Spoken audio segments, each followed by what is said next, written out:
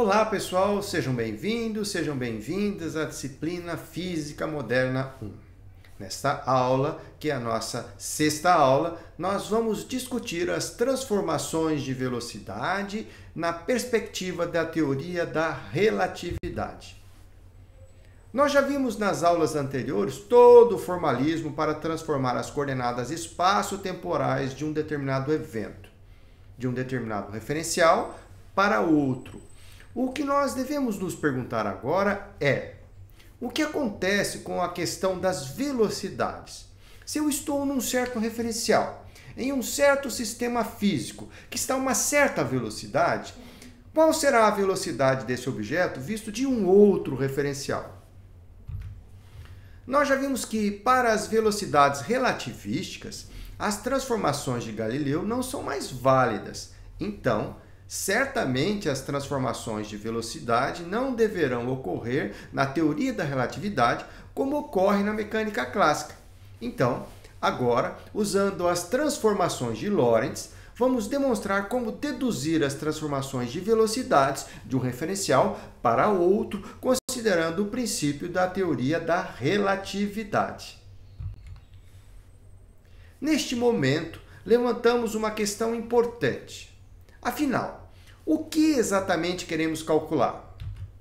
Voltando um pouquinho ao nosso contexto, que retrata os referenciais de Maria e João, supõe agora que nós tenhamos no referencial de Maria um novo elemento, Pedro, se deslocando com uma velocidade u visto do referencial da Maria.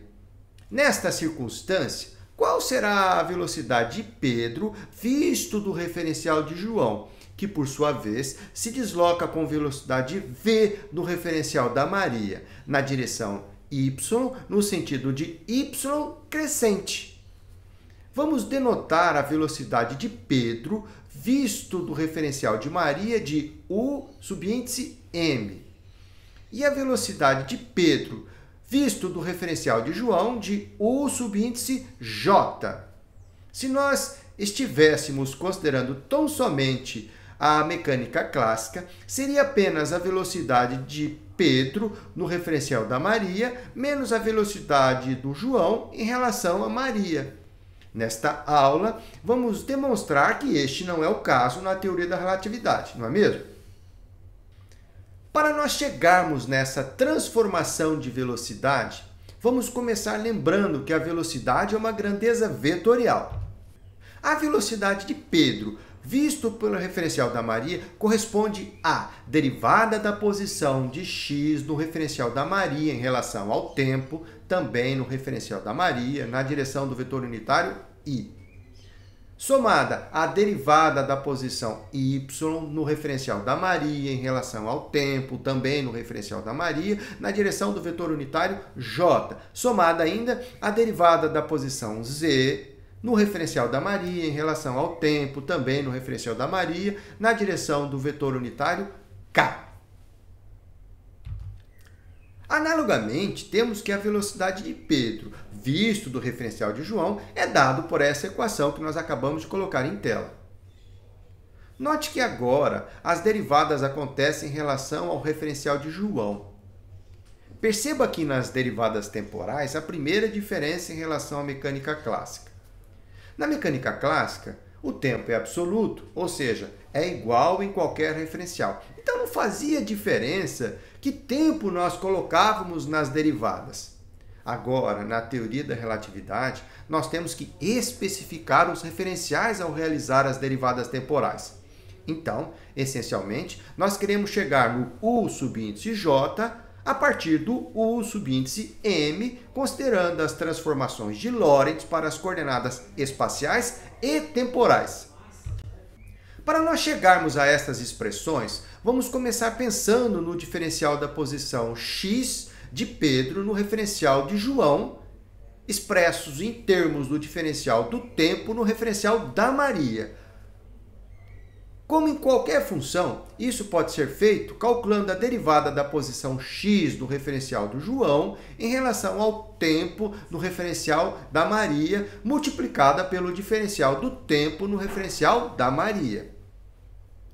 Considerando as transformações de Lorentz e o fato de que o movimento do referencial de João acontece na direção de y, nós temos que x subíndice j é igual a x subíndice m, de modo que esta derivada ela pode ser reescrita, tá?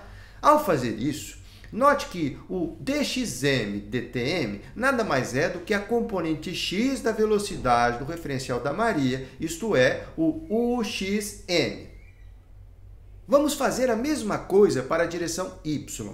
Então, o dyj vai ser a derivada da posição y de Pedro no referencial de João em relação ao tempo no referencial da Maria, multiplicada pelo diferencial do tempo no referencial da Maria.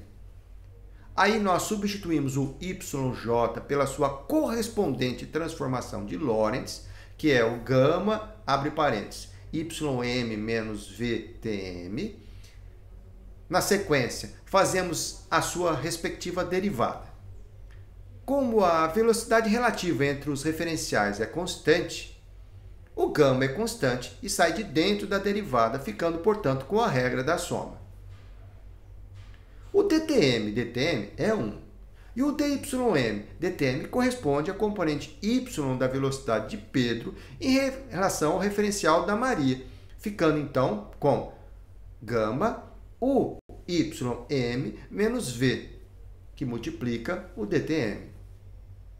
De fato, temos a mesma coisa para o z, como foi feito para o x, ficando com dzj igual uzm dtm, onde uzm nada mais é do que a componente z da velocidade no referencial da Maria. E, finalmente, fazemos isso para o tempo. Então, nós podemos escrever que o dtj é a derivada do tempo no referencial do João em relação ao tempo no referencial da Maria, multiplicada pelo diferencial do tempo no referencial da Maria. Substituímos o tj por sua transformação de Lorentz correspondente, ou seja, o gama tm menos v sobre c quadrado ym. Novamente, o gama é uma constante, sai de dentro da derivada. A derivada da subtração é a subtração da derivada, ficando então com gama dtm dtm menos v sobre c quadrado dym dtm vezes o dtm. Aqui, novamente, o dtm dtm é 1 e o dym dtm é a componente y da velocidade de Pedro no referencial da Maria, e aí, deste modo, o dtj pode ser reescrito desta forma que está na tela. Legal. Agora nós podemos encontrar estes mesmos diferenciais, não em relação a dtm, mas em relação a dtj, e comparar os resultados para que nós possamos extrair estas transformações. Nós podemos começar essa tarefa escrevendo o dxj como sendo dxj dtj vezes o dtj. O dxj dtj nada mais é do que a componente x da velocidade de Pedro no referencial de João. Nós já tínhamos visto que o diferencial dxj é igual a uxm dtm. Neste momento, nós podemos aproveitar a igualdade que está expresso em vermelho para substituir o dtj pelo que nós acabamos de encontrar no slide anterior, e ficamos com esta nova expressão que está em tela. Olhando os dois lados dessa igualdade, percebemos que os coeficientes que multiplicam o dtm serão iguais, o que, por sua vez, nos leva à componente x da velocidade de Pedro, vista do referencial de João, escrita em termos da componente x da velocidade do referencial da Maria, ou seja, uxj é igual a uxm sobre gama, que multiplica 1 menos v sobre c quadrado, uym. Nós podemos fazer a mesma coisa para a componente y da velocidade de Pedro no referencial de João. Aqui nós iremos substituir o dyj e o dtj, que nós acabamos de deduzir no slide anterior, e na sequência igualar. Note que temos o dtm do lado esquerdo e dtm do lado direito. Essa igualdade será satisfeita para qualquer dtm cujos coeficientes foram iguais. Isolando o yj, chegamos a este resultado que está em tela. Esta é a transformação da componente y da velocidade de Pedro no referencial da Maria, visto pelo referencial do João, escrita em termos da componente y da velocidade no referencial da Maria. E a componente z é calculada da mesma forma que foi calculada na componente x. Isto é, a derivada dzj dtj nada mais é do que a componente z da velocidade de Pedro, visto do referencial do João. Além disso, nós já encontramos nos slides anteriores que o diferencial dzj é igual a uzm dtm. Novamente, substituímos o dtj pelo que nós encontramos no slide anterior. Aqui, novamente, temos uma expressão na qual o dtm é multiplicado por um determinado coeficiente nos dois lados da expressão, de tal modo que esta igualdade só será verdadeira se os dois coeficientes forem iguais. Isolando o uzj, chegamos a este resultado. Esta é a transformação da componente z da velocidade de Pedro no referencial da Maria, visto pelo referencial do João, escrita em termos da componente z da velocidade no referencial da Maria. Então, este é o resultado do nosso cálculo. Então, são estas expressões que nos dão as componentes x, y e z da velocidade de Pedro no referencial do João, a partir da velocidade no referencial da Maria. Vocês conseguem perceber que essas equações são bem diferentes das transformações de Galileu para a velocidade da mecânica clássica, né? A fim de ilustrar estas transformações, neste momento eu gostaria de fazer uma pequena pausa para resolver com vocês um pequeno exemplo, envolvendo aquele desenho que nós utilizamos para ilustrar nossos slides anteriores. Nela, temos Pedro montado a cavalo se deslocando com uma velocidade u na direção de y em relação ao referencial da Maria. E eu quero saber qual é a velocidade de Pedro visto do referencial de João. Ou seja, como que o João vai medir a velocidade de Pedro? Neste caso, aplicaremos diretamente as transformações de Lorentz para a velocidade.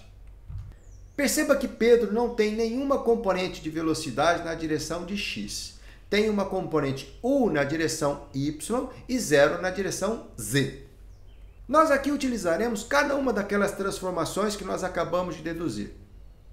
Nós calculamos a componente x da velocidade de Pedro, visto do referencial de João. E já sabemos que vai dar 0, porque a componente x da velocidade de Pedro, visto pelo referencial da Maria, é 0.